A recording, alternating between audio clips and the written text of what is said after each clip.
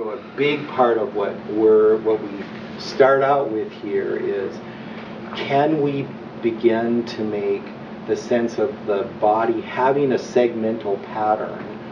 Can we begin to have that really make sense? And we're like, oh, sure, like this is going this way and that's going that way, and like I see how it all fits together. Are we gonna do some examples? Oh yeah, yeah, not Okay. yeah, absolutely, Okay. yeah. I want to say another thing about assessment, and that is that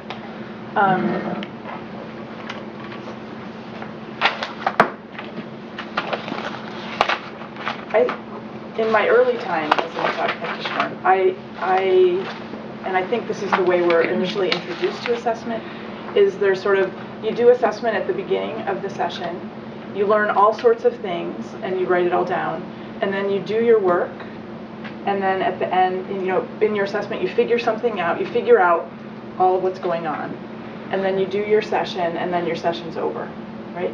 And this model is really different. This model is, we're going to do some assessment, we're going to identify one or two things we want to change them, reassess. Did the thing I tried work? If so, great. If not, well, what's still there to be done? Reassess. Maybe 5 minutes into the session, another 5 minutes in, 6 minutes in. Do a couple, identify your next one or two steps. Do those. Did they work? Did they not work? And on and on and on through the session. And by the way, this doesn't mean that every 5 minutes the person is standing up. Yeah. Right. It doesn't mean that. It doesn't have to. And if you want to, it can, which is a whole other track to take things on. But right. But it doesn't have to. Some clients love the idea of being science experiments, and some clients it's the last thing they would ever want. Yeah. So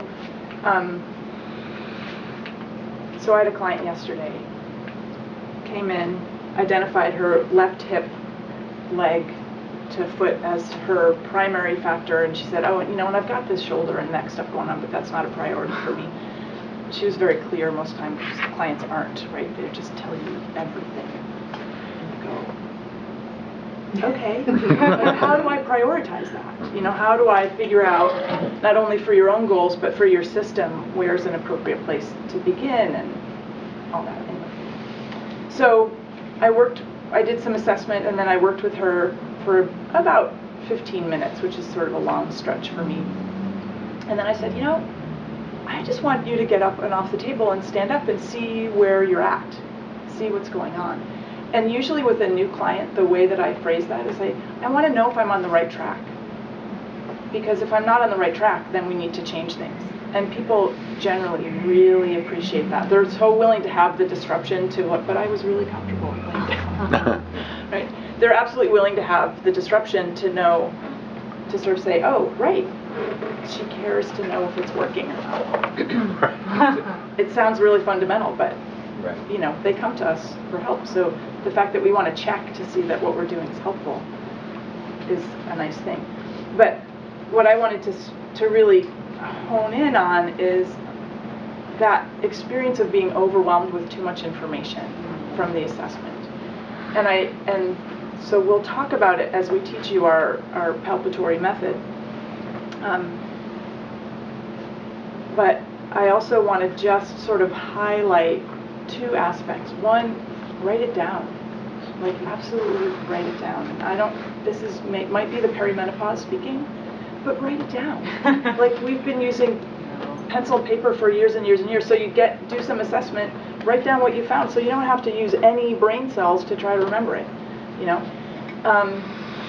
And then the other piece is, I think it's a very human and a very understandable allure to be drawn into the thing I'm not quite sure about in the process of assessment. And we're going to encourage you in this work to assess things with your attention towards the thing that is most vivid, the thing that you absolutely are clear about. That actually that's the place to start rather than spending more time on the thing I'm not quite sure of, right? I think there's sort of an intellectual seduction to the thing I haven't sorted out yet. But in our work, we're really, really well served by acknowledging, I don't know about that shoulder girdle, but I sure know about that pelvis. Treat the pelvis. Go back to the shoulder girdle. What happened? It's very likely that it will have either resolved or become more clear, one or the other, right? So, and that's the thing about working with a whole system. Generally, the system will provide you one or two very clear doorways. This very clear doorway, right? Like if I come in and I'm like, but there's pain. And you say, well, yeah, I know your shoulder, we're going to get to your shoulders, but gosh, if I could sort out this relationship between your rib cage and your pelvis first, it might shift and give me different information about what your shoulder girdle needs to do. Right? So staying with what's vivid is going to be a little flag that we wave a lot. A lot, a lot, a lot. Stay with the one thing you know. Oh, it's such a relief. Yeah. It's such a relief to stay with the things you know instead of always leaning into the part that you're just not sure of. Right. So there's one more basic thing to say in terms of kind of like the groundwork for what we're doing.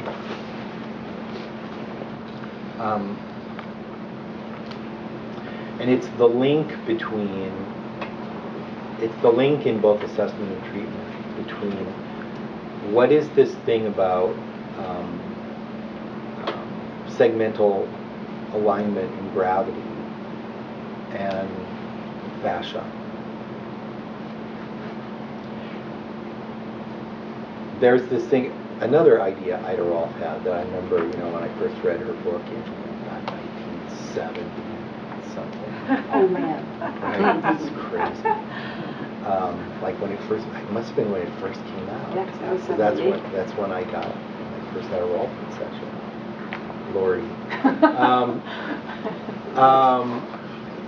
There was, there's that one picture in the book where like there's a sweater and somebody's pulling on the sweater and it's the whole. So there's the idea that essentially fascia in the body is like this three-dimensional fabric that can be like crooked or not crooked. And so one of the things that we're really going to emphasize, and for me the big link between assessment and treatment, is when you start to realize that there's a pretty simple math to how if a segment is falling in a direction, it's pulling the fabric in that direction. And it really is that simple.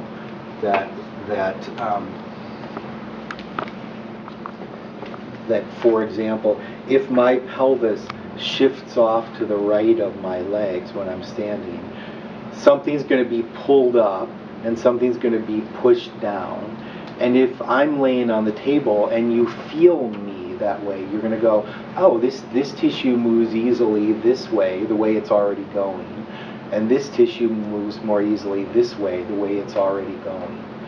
And you can feel that, and you can go like, oh, right. So if I wanted this person's pelvis to be back on, in balance between the left leg and the right leg, I would have to help this tissue move up a little bit. I would have to have this tissue be able to move down a little bit. And so it's very much more, for one thing, it's very much more precise than, like if I said, well, you really got to work on those lateral upper legs. That's one thing. But it's another thing to say, well, this tissue needs to come down, this tissue needs to come up. I'm actually going to kind of directionally move it to a more neutral place. Tissue assessment and tissue manipulation, we'll talk about, are we going with or going against the tendency? But we want to make sure that everybody sort of has a clarity that tendency doesn't just sort of come from nowhere.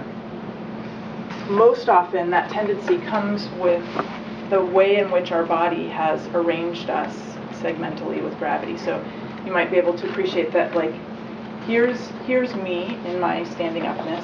If I were to go into my pattern to let my body just go where it wanted to go on a bad day, like, 5:30 in the afternoon, toddler had no nap kind of a day, it's like, right?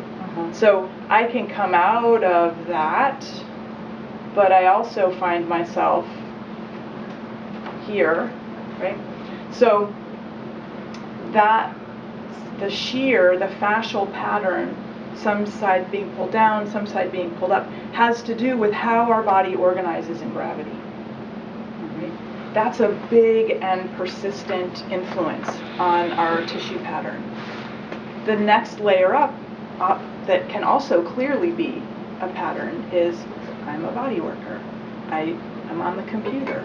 I drive a car. I still have this remnant from when my guy was little, and like this is where I love you.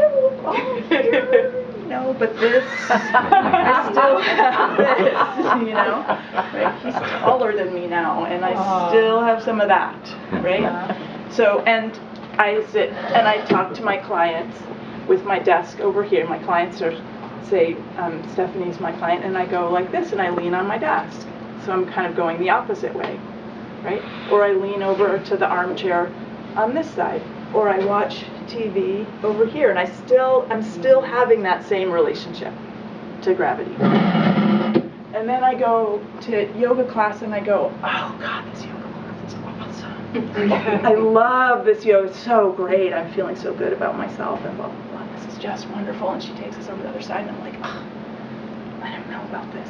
Tuesday mornings are really kind of a hassle. I'm not really sure. Is it worth the $12 every time? Right? It's harder for me to go here, and I get all this like, here's my yoga. Okay, breathe in my yoga. But this is so fun.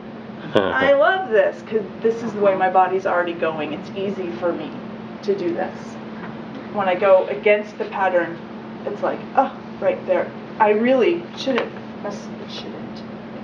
If I were a fascially oriented yogi, I'd go, and that's where my triangle pose stops for L4-5, right? Instead of going, but I can bend the rest of my spine. It's fine, right? So we'll talk about how general the shoulder girdle as a whole, the rib cage as a whole, or is it, this is what I meant about it can be very simple or it can get very complex. Is it L3 or L4? Is it L5 sacrum? What's the sacrum doing? Well, you could also just say the lower trunk. The lower trunk is going way over the right, and somewhere I know it comes to the left. I know by the time we're at the midribs are going over to the left. This is me feeling it on the person. That's why my hands are doing that. Right? They're left. Right, but we can be very general. We can be very, very specific. And it's the same method and the same idea about which way is it falling, left, right, front, back, and down. There will always be the and down factor. And how does that displace the fascia that's helping to hold those bones and stabilize those bones in place? There's a very unfortunate language mix-up about short, long, tight, loose. Are we talking about muscle tone or are we talking about fascia? And mostly in this class we're going to be talking about fascia and its directionality. So that's an idea, right? So I'm sort of letting the muscle tone part of the equation sort of fall away just for a second. It's not like it's not there and they don't contribute, but I have a hunch that that's what Richard might want to talk about at some point today. So here we are with segments displaced. It creates a shear. Is everybody with us around the if something falls to the left and down, the tissue on the left side will likely also be going down, and the tissue on the right side will be coming up because it's being pulled that way. Yeah? Okay. Keeping us in the area. Here's me with my anterior tilt. The tissue on the front of the this part of the body. Like will my be- people call that the leg. My people call that the leg. The front of the hip will likely be pulled down, and the tissue at the upper thigh will likely be pulled up, right, if I'm in an anterior tilt. Right, that's an option. So are we with that? Right? I'm falling forward and down. Right, in an anterior. My femurs are behind. I'm falling forward and down. Whoa. So in Tom's work, he talks about short fascia. And that's a funny kind of like, how does the fascia get short, right? Like it's, and you can kind of go, okay, if you're up on some of the fascial buzz, there's contractile cells in the fascia, but not, it's microscopic compared to the contractility of a muscle getting short. Microscopic. So in a visual assessment world, usually what people talk about short, they're talking about volume or space, right? So when I'm going to do a different thing that's more to my pattern. When my pelvis drops behind, the space between the back of my pelvis and my legs got short. The space in front of the hip joint got longer, right? So that's the long short that they're talking about. We're talking about directionality, right? So this tissue is short and being pulled down. This tissue is long and being pulled up. So most of the time we're going to be thinking directionality, because Right. it's a very easy way to assess.